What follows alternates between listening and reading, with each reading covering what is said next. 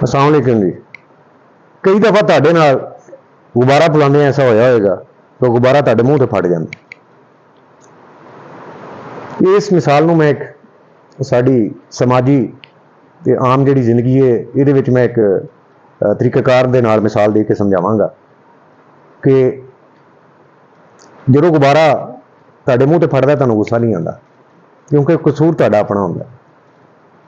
ਤੁਸੀਂ ਉਸ ਗੁब्बारे ਦੇ ਵਿੱਚ ਫੂਕ ਹੀ ਇੰਨੀ ਭਰ ਦਿੰਦੇ ਜੇ ਕਿ ਉਹ ਫਟ ਜਾਂਦਾ ਹੈ। ਉਹਦੀ ਕਪੈਸਿਟੀ ਇੰਨੀ ਨਹੀਂ ਹੁੰਦੀ ਕਿ ਉਹ ਇੰਨੀ ਹਵਾ ਜਰ ਸਕੇ।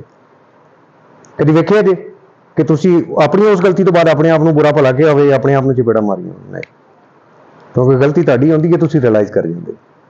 ਲੇਕਿਨ ਲੋਕਾਂ ਦੀ ਗਲਤੀ ਤੇ ਅਸੀਂ ਫੌਰਨ ਰਿਐਕਟ ਕਰਦੇ, ਬੁਰਾ ਭਲਾ ਵੀ ਕਹਿੰਦੇ ਆ ਤੇ ਆਪਣੇ ਹੱਥ ਵੀ ਇਸਤੇਮਾਲ ਕਰਨ ਤੋਂ ਬਾਜ਼ ਨਹੀਂ ਆਉਂਦੇ। ਇਸੇ ਤਰ੍ਹਾਂ ਤੁਹਾਡੀ ਜ਼ਿੰਦਗੀ ਦੇ ਵਿੱਚ ਕੋਈ ਐਸਾ ਸ਼ਖਸ, ਕੋਈ ਐਸਾ ਤੁਹਾਡਾ ਕਰੀਬੀ ਦੋਸਤ ਜਾਂ ਰਿਸ਼ਤੇਦਾਰ ਜਿਹੜਾ ਤੁਹਾਡਾ ਬੜਾ ਹੀ ਕਰੀਬੀ ਹੋਵੇ,